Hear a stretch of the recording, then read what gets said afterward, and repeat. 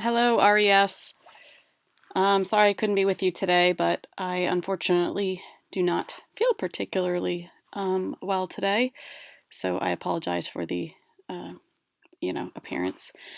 But I wanted to make sure that I got some information to you about the QR reader because that's what I was supposed to talk to you about today. Um, and I know you already talked a little bit about iPads in general, but I wanted to just share a couple things with you that I have learned and try to do in my classroom. And one of those things is I'm going to show you my phone right now because it's the easiest way to show you. But and I think I've already talked about this, and maybe you already know this, but is how I organize the apps that kids can use. And if you can see at the bottom, there's this home. I call it the home row. This is where I put folders or apps that students are allowed to use. And basically, I tell them that that's the only place they're allowed to go to get apps, is those are the ones that they can use. So that's the first thing I wanted to share.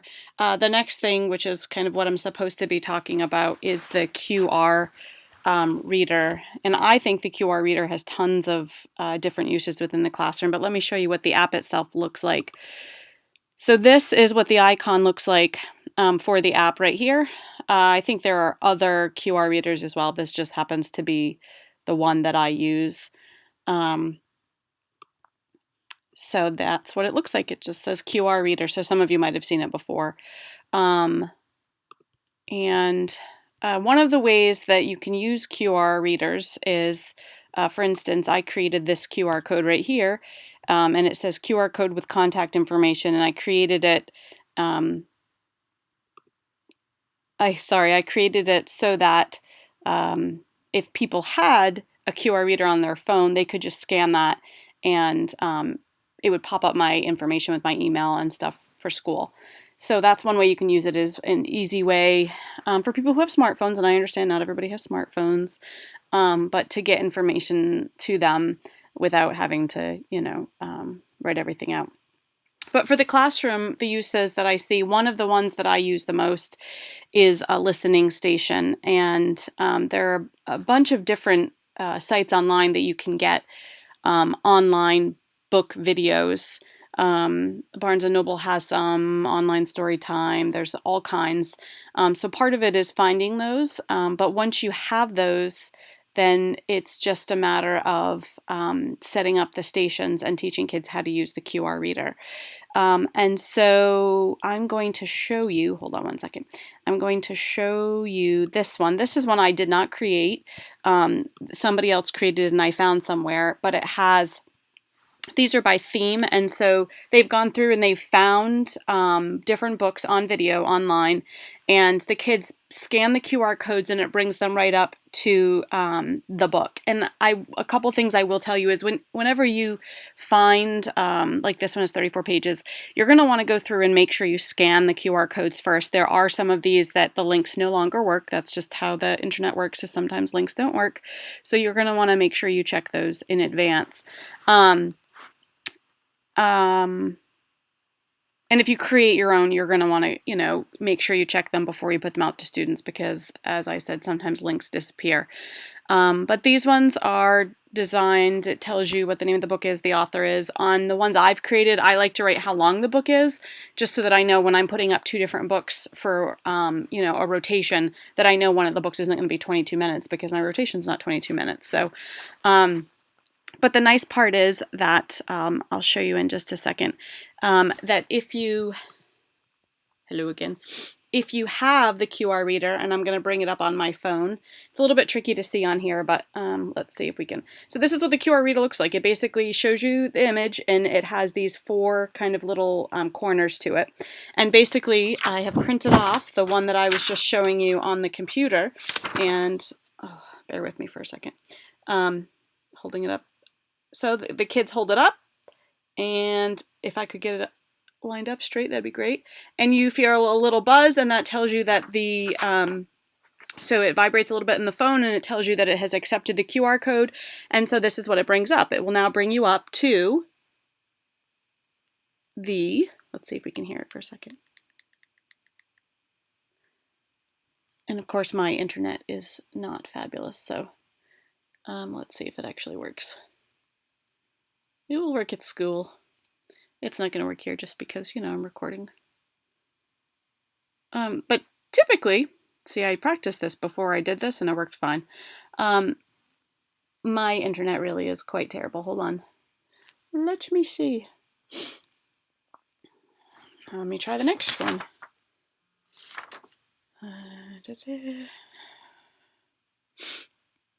Oh, look. Hey, look, that one worked even better. So you can see it, and hopefully when I push this, it might actually work. And we're buffering.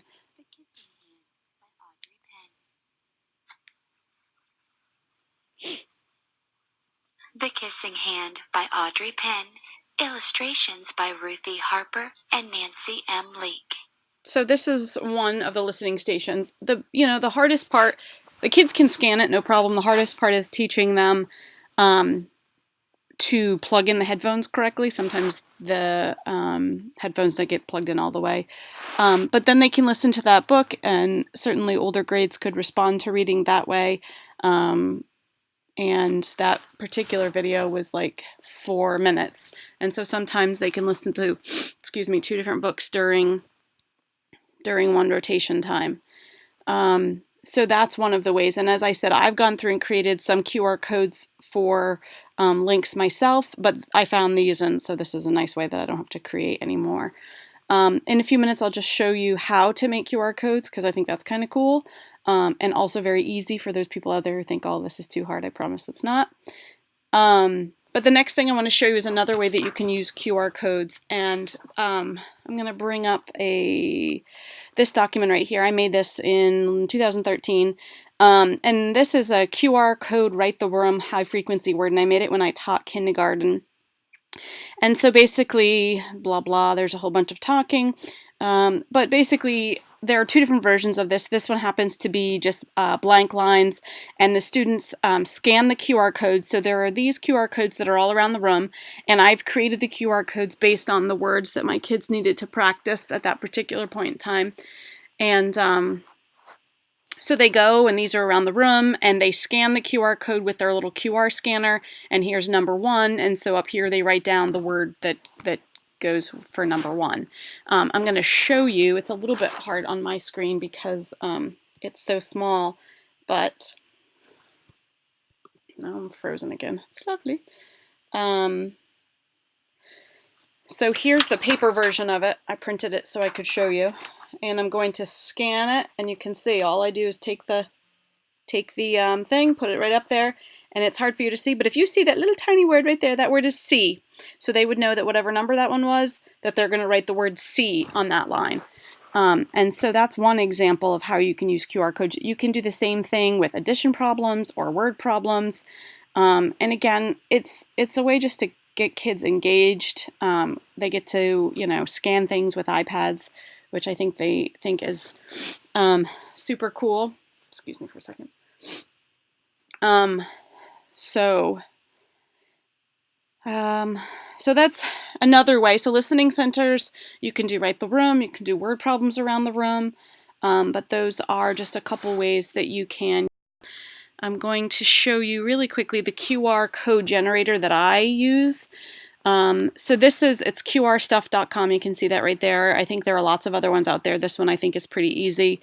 So basically, if you wanted to make a website URL, so if you wanted to send the kids to a particular link, like you would with some of those online books, then you are going to put in the QR code right here. So if I put in just Google, and if I can type, so then I'm going to say no thanks, but oh look, there's hold on. There's my QR thing, and now if I scan this with my QR reader, it's going to take me right to www.google.com. You can do the same thing down here where you do plain text. So if I wanted to write, don't forget to be awesome, if I wanted to write that right there, then I could click download code, and when my students or you scan this, it would be a reminder to you not to forget to be awesome. And you can put all kinds of things in here. You can put a sentence if you want them to fix up a sentence. You can put an addition problem, a word problem, all kinds of things. And basically they scan this QR code and the problem goes right on their iPad, and then they can solve it on a recording sheet. I think that's about it for me. I'm hoping at this point that this actually recorded and I just didn't talk to myself for however long we have been here. But again, I did ask the tech department to make sure that we have QR codes, QR readers on our iPads, and so I know once they get done with all the updating and stuff that will be easy enough to get. But for now, that is my little tiny demonstration on QR codes, QR readers. Certainly anyone who has any questions can talk to me, but probably some of you already know all about this and you're just thinking in your head, blah, blah, blah. Stop talking now. Okay, I'm gonna go back to bed now. I think I need to rest.